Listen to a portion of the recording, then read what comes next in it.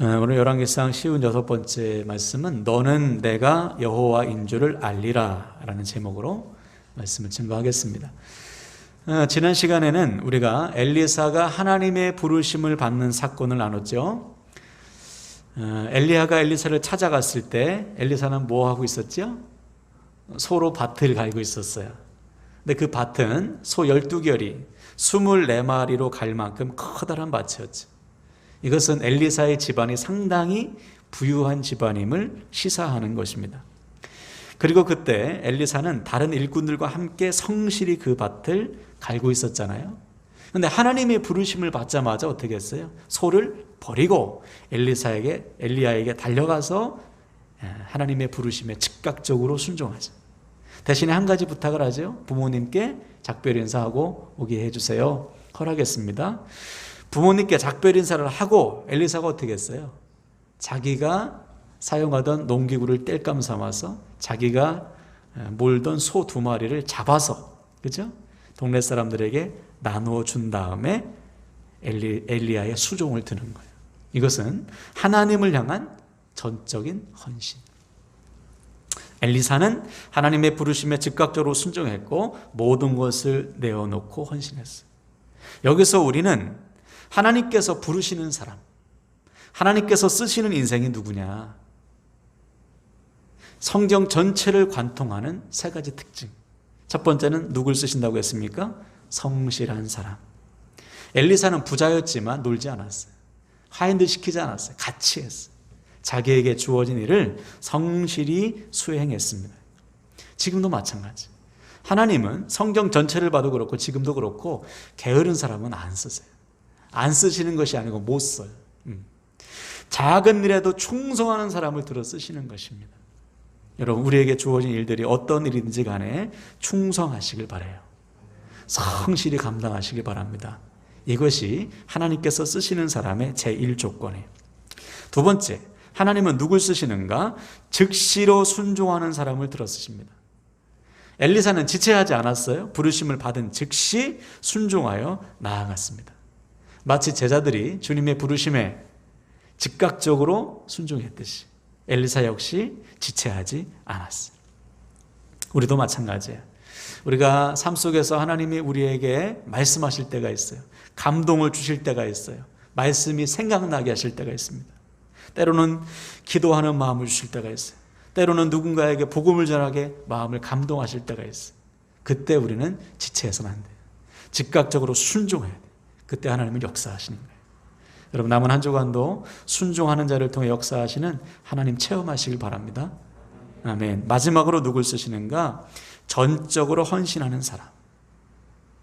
여러분, 엘리사가 포기한 것은 소 2마리 그리고 멍에뿐만이 아니에요.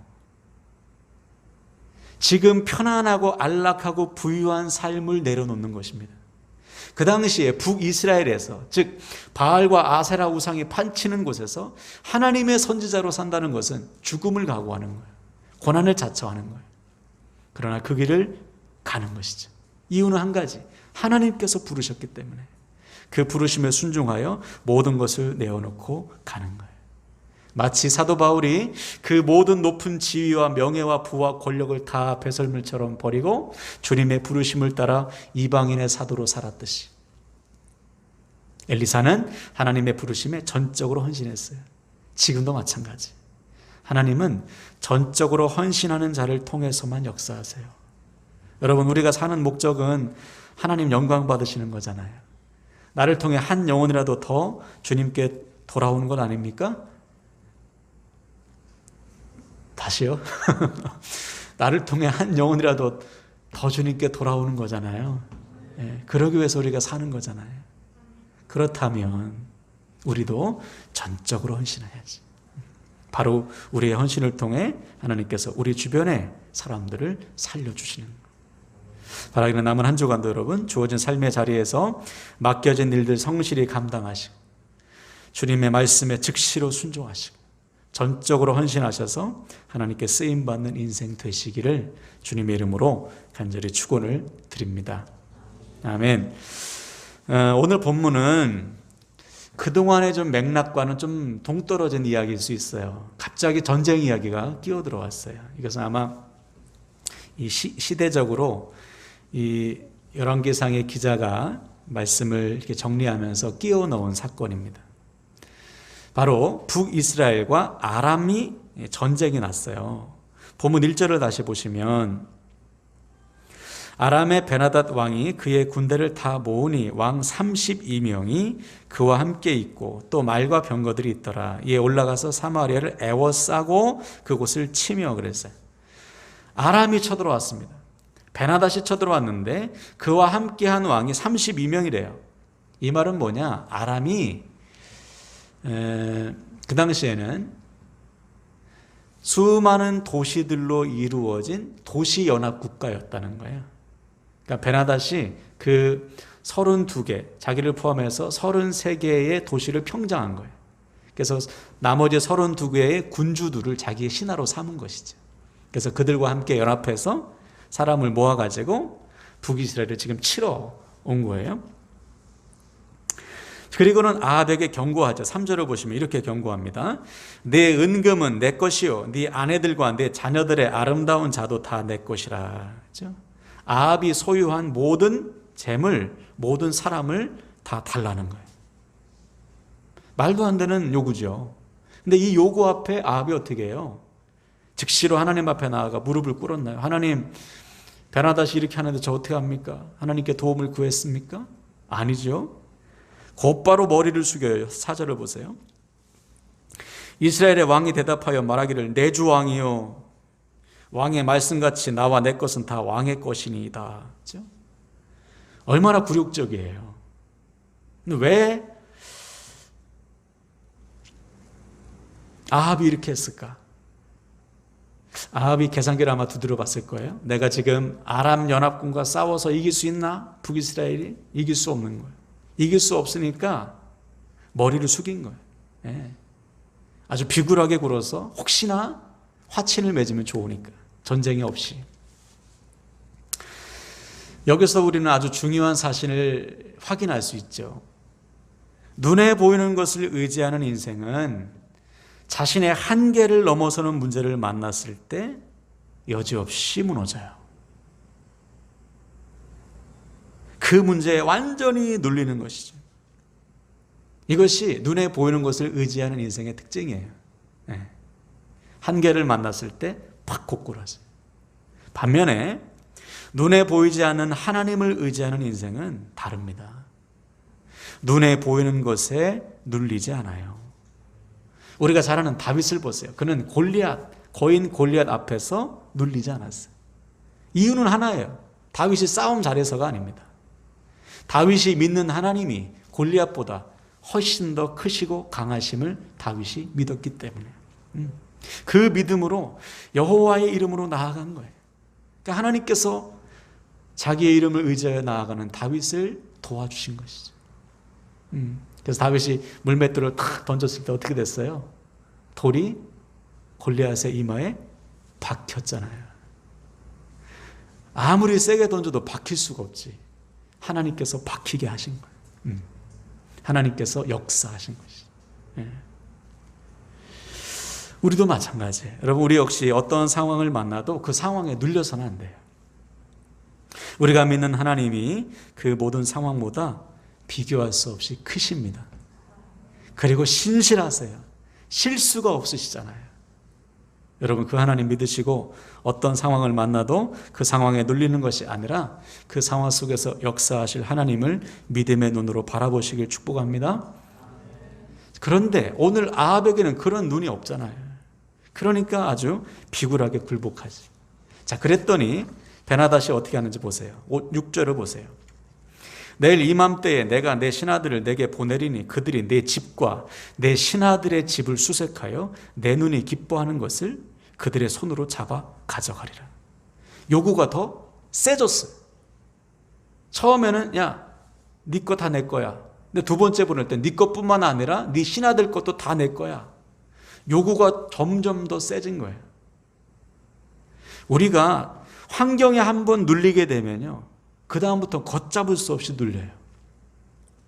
우리가 상황 때문에 한번 타협하기 시작하면 더 많은 것을 타협하게 돼 있어요. 마치 바늘도둑이 소도둑 되듯이. 그렇죠?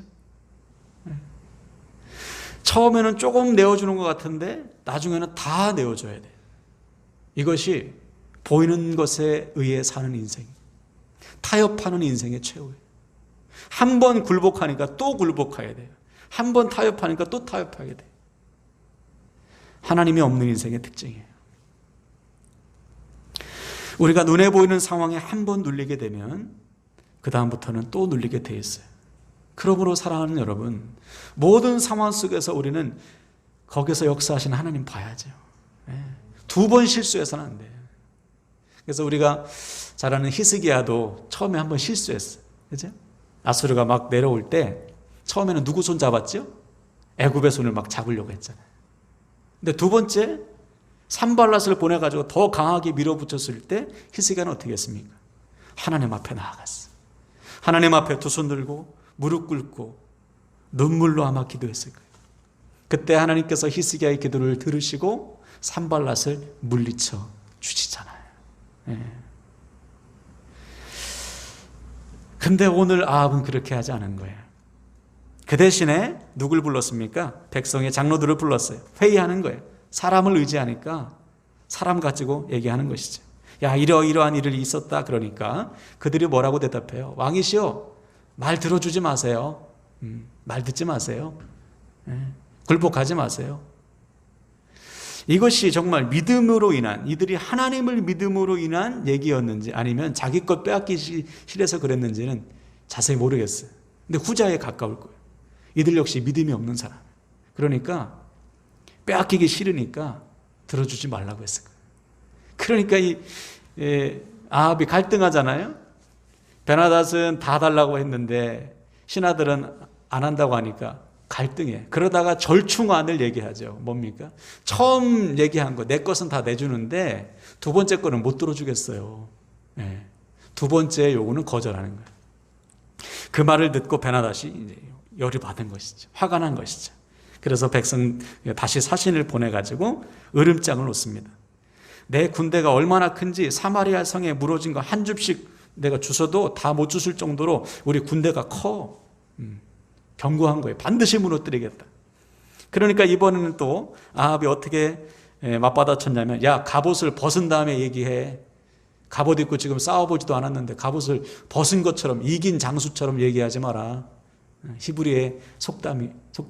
히브리의 속담을 해서 맞받아치는 거예요. 그러자 전쟁을 선포하는 것이지.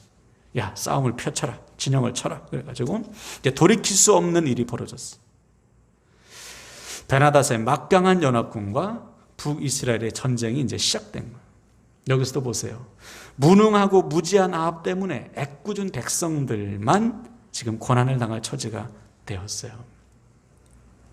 자, 이때 놀라운 일이 일어납니다. 하나님께서 하나님의 선지자를 보내시는 거예요.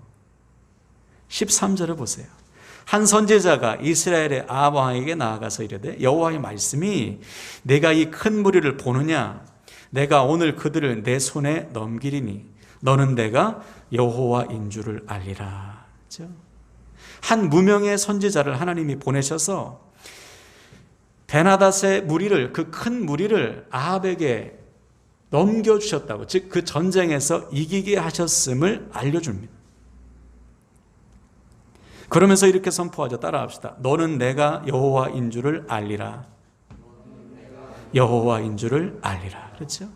이 전쟁을 통해 다시 한번 하나님의 하나님 되심을 보여주시겠다는 거예요.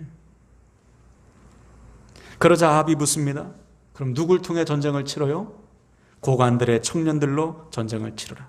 누가 앞장서야 됩니까? 네가 앞장서야지. 하나님께서 누굴 통해 하실 것인지, 누가 앞장설 것인지 다 알려줬어요. 그러자 아합이 어떻게 합니까? 청년들을 모아봤어요. 고관들의 청년들 모아보니까 고작 232명밖에 안 돼요. 더 모았어요. 군대에 참여할 수 있는 사람 북이스라엘에서 총 모아보니까 7,000명밖에 안 돼요. 그 정도로 지금 힘이 약해진 것이죠. 드디어 싸움이 시작됐습니다. 29절에 보면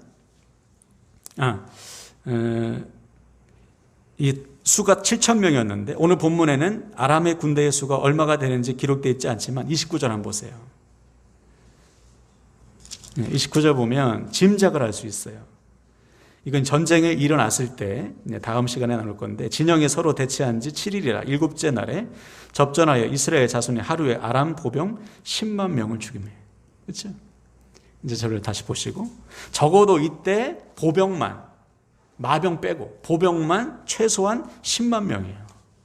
7,000대 10만 명. 게임이 안 되잖아요.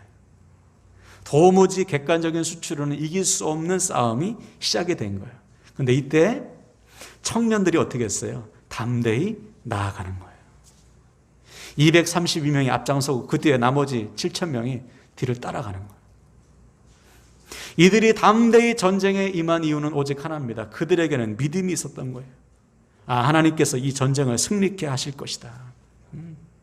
이 젊은 세대에게 믿음이 있던 거예요. 드디어 전쟁이 시작됐어요. 232명이 쫙 먼저 나가니까 베나닷이 사신들이 오나 화친을 맺으러 오나 방심하고 있었어요. 더군다나 술 취하고 있었어요. 술에 취해가지고. 왜냐하면 게임이 안 되는 것을 알고 있었으니까. 바로 그때 232명과 7,000명이 아람 군대를 급습했어요. 그들의 진영을 급습했어요. 그날에 큰 승리를 거두었습니다. 아람 군대가 다 겁을 먹고 도망갔어요. 여기서 우리는 아주 중요한 사실을 발견해야 돼요. 하나님의 백성은, 하나님의 나라는 하나님께서 지키십니다. 무슨 말이냐? 아무리 아합이 불순종하고 악을 행해도 하나님의 백성, 하나님의 나라는 하나님께서 지켜주시는 거예요. 여기에 우리의 소망이 있는 것이죠. 어느 공동체나 완벽한 지도자는 없어요. 어느 가정이나 가정도 완벽한 가장이 어디 있어요? 다 부족하죠. 어느 교회나 완벽한 목회자가 어디 있어요? 다 연약하고 부족한 목회자밖에 없어요. 우리가 속한 세상도 완벽한 지도자가 어디 있습니까? 다 마음에 안 들죠. 그러나 그럼에도 불구하고 하나님께서 지켜주시는 거예요. 여기에 우리의 소망이 있는 것이죠. 내가 부족해도 하나님 우리 가정 지켜주시고, 내가 부족해도 하나님 우리 교회 지켜주시고, 세상의 지도자들이 부족해도 하나님께서 이 나라를, 세계를 지켜주시는 거예요. 하나님의 방법으로, 하나님의 때에 하나님의 사람들을 일으켜 주셔서. 그러므로 우리가 해야 될 것은 뭐냐? 아합처럼 문제 앞에서 상황에 눌려서 절망해서는 안 돼요. 베나닷처럼 자기 힘을 믿고 우쭐대는 인생이 되어서는 안 됩니다. 오늘 본문의 청년들처럼 하나님께서 역사하실 것을 믿고 믿음으로 순종하는 거예요. 나의 순종을 통해 우리 가정과 교회와 내가 속한 공동체를 회복하실 하나님을 믿고 나부터 순종하는 것이죠. 그때 하나님은 반드시 우리의 순종을 통해 하나님의 하나님 되심을 드러내실 것입니다. 더 나아가 우리의 순종을 통해 회복을 허락해 주실 거예요. 이 확신과 소망 가지고 여러분 오늘부터 다시금 우리의 삶에 신실하게 역사하실 하나님을 믿고 모든 상황 속에서 믿음으로 순종하는 저와 여러분 되시기를 주님의 이름으로 간절히 축원을 드립니다. 아멘, 아멘.